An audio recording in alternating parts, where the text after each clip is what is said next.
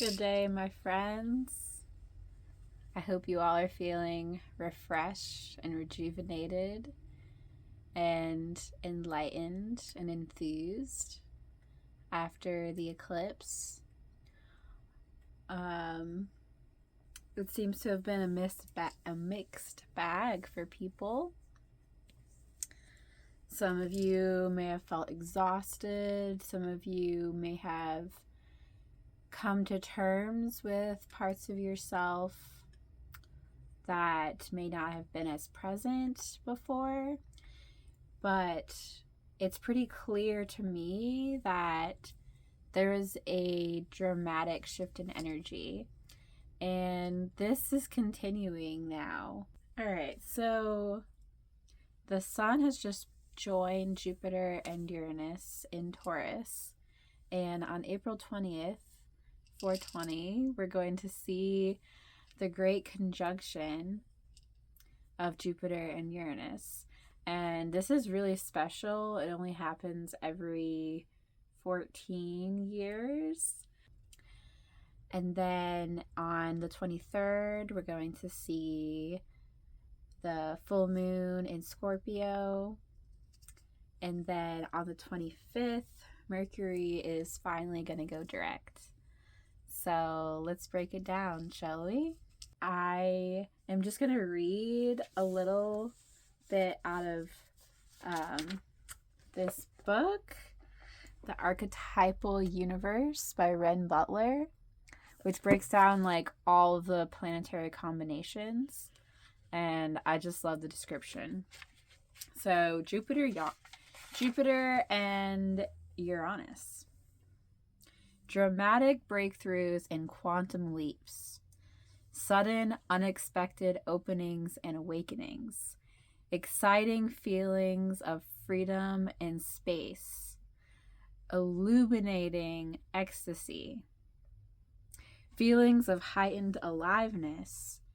Access to new layers or realms of experience.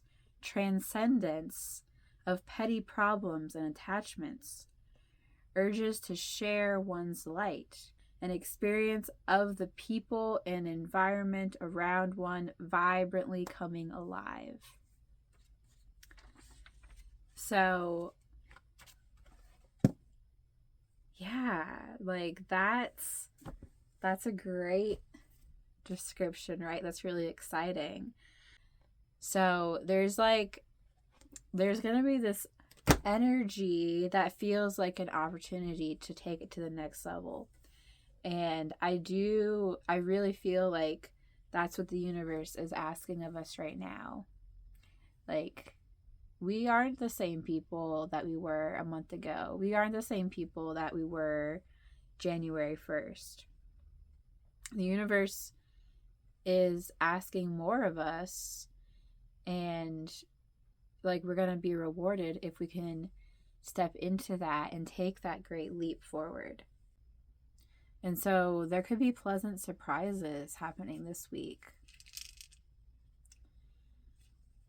And it could be good to look at where Taurus is in your chart to see what part of your life you may get a pleasant surprise, pleasant shift. Jupiter and Uranus is like a blast of energy. And while this can be amazing, it can also, accentuate things like anxiety, like indulgent behavior, like risk-taking, like feeling like a little too like buzzy, a little too like manic. So that's where with Taurus, it's great to channel this through the body, through like physical movement, exercise, breath work, doing something with your hands, doing something that kind of forces your focus upon it, and then like that thing is gonna like blast off whatever that is. So that's happening on the 20th. And then the 23rd, we're going to see this full moon in Scorpio. So full moons are always a polarity, an opposition between the sun and the moon. So the sun and the moon are always going to be in opposite signs. So the moon is going to be in Scorpio while the sun is in Taurus. And so this is these energies that sit on the beginning and the end of the summer season. You know, they are the shifts and the transition points, where in Taurus we're building up, all the greenery is coming out, everything is alive and flowing and abundant. And in Taurus, it's also very embodied, it's also very grounded. And then Scorpio, the death process, the darkness, the dying, the letting go and releasing that happens. Another way we can look at this polarity between Taurus and Scorpio is Taurus can be a little bit too self-indulgent sometimes, and Scorpio can be a little bit self-deprecating. And so trying to find the balance between these polarities.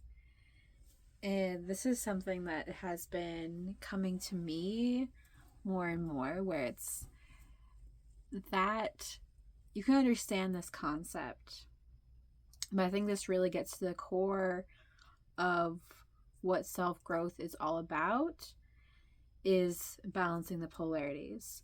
So the ego likes to paint things in black and white a lot for its own protection.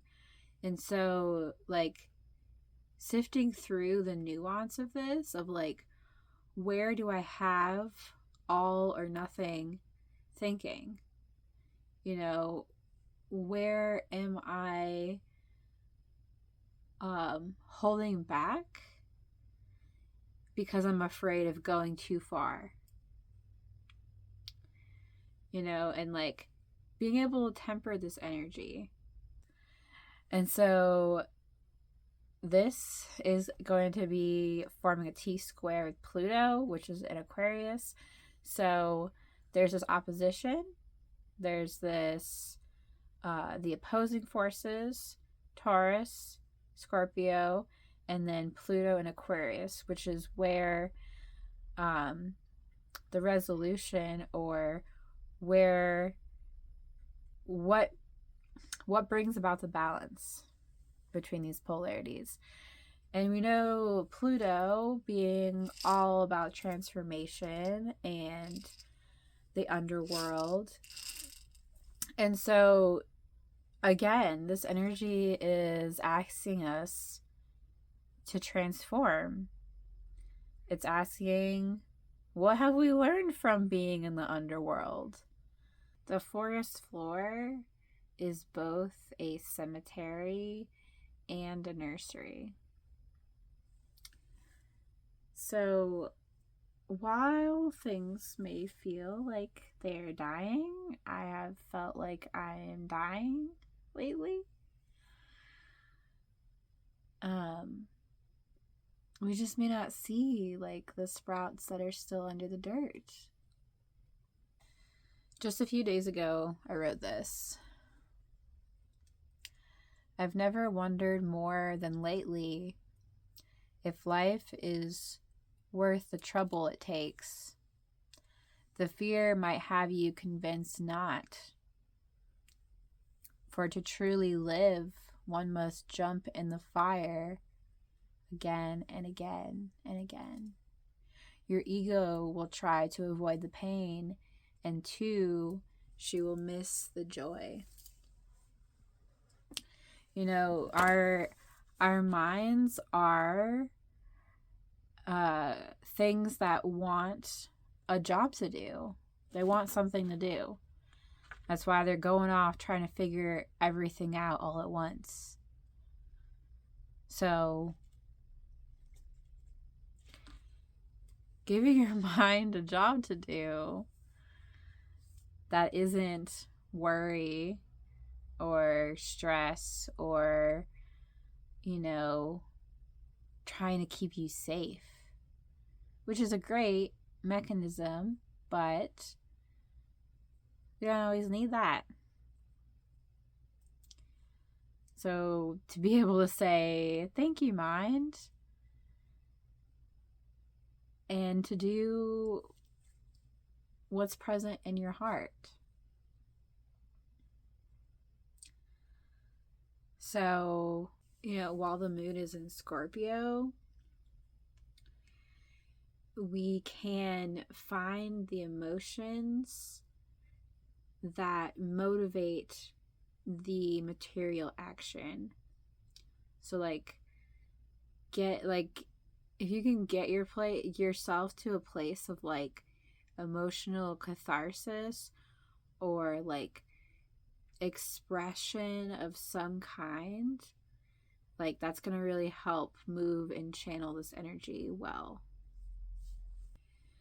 While in my life, and maybe in your life, it may feel like walking in the opposite direction as a strong windstorm, going against the grain, going against everything that you've been taught, going against what maybe your body recognizes as safe and familiar. It's big, it's a lot, and it can feel really heavy and take a lot of energy to be dying all the time and giving birth to yourself all the time. And the system that we live in doesn't support that kind of change and that kind of dramatic growth. And many of us are held back by the fear of disappointing people, the fear of being alone on our path, the fear of being criticized. But this energy is it's asking us to be bigger. It's asking us to take up more space. It's asking us to imagine grander visions for ourselves, for our communities, for the collective, and to really hold that vision. Yeah, hone in on that vision. And maybe it even takes taking a step into the unknown. Because there are times when we must jump before we can get our wings. Life is sort of like a spiral, right? Certain things come back around over and over again, and certain cycles repeat themselves. And so maybe we have found ourselves in the last couple months being in lower and darker places than we can ever remember being. And this is going to be met with the opposite end of the light. Where the darkness takes us to such a depth where we're able to see things. You have to go all the way down there with your light and shine it and see what's there. And so we are being prepared to hold more light than we can even conceive of right now. But I do think that we are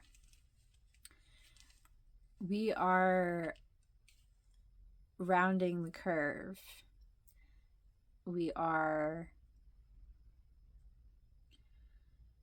There's a shift in the energy that feels more positive. We are the creative directors of our own lives. We are powerful manifestors. We are light beings. We are loved beyond our comprehension. And then 2 days later, Mercury is finally going to be going direct. Man, has this been a doozy of a Mercury retrograde, huh? It's all good information. You know, all of the places that we notice being in a lack.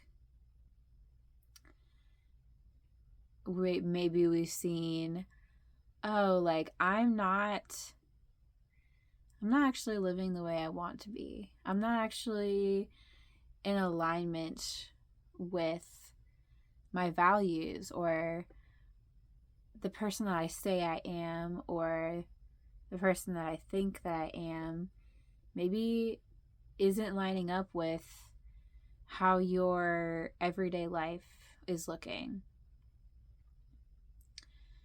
So I really feel with this, like with Mercury turning direct, that's gonna be the time to start implementing some of these changes and making those shifts in the directions of our grounded goals. And by grounded, I mean physical shifts, where I think many of us get stuck in this trap. I don't want to do like lame, mundane human things. So how can we like shift our perspective around this? How can we bring more joy and embodiment to doing the dishes, to cooking our meals, to maybe like a nightly sleep routine? With Mercury turning direct, it's going to kind of reactivate some of this Aries energy, the energy of initiating these changes. And the Taurus energy is going to help us ground it a little bit. So I think this full moon is a great opportunity for release, for like saying goodbye to like some pattern we may have been stuck in,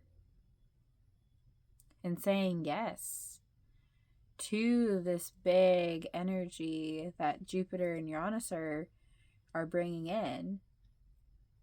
And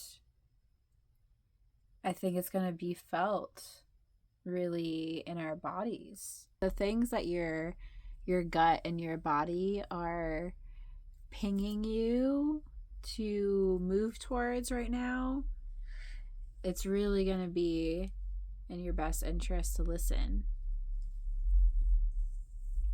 The light is returning, and it's going to be scaling up exponentially from here, where there's a lot of things that are realigning. There's a lot of things that are coming out of the darkness. There's a lot of opportunity for us to be accountable for our actions and to show up better, like for each other and for ourselves. Maybe I'm gonna close this off with a prayer.